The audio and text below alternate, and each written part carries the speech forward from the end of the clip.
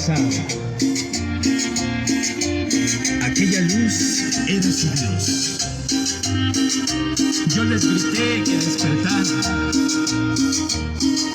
que la verdad allí no estaba,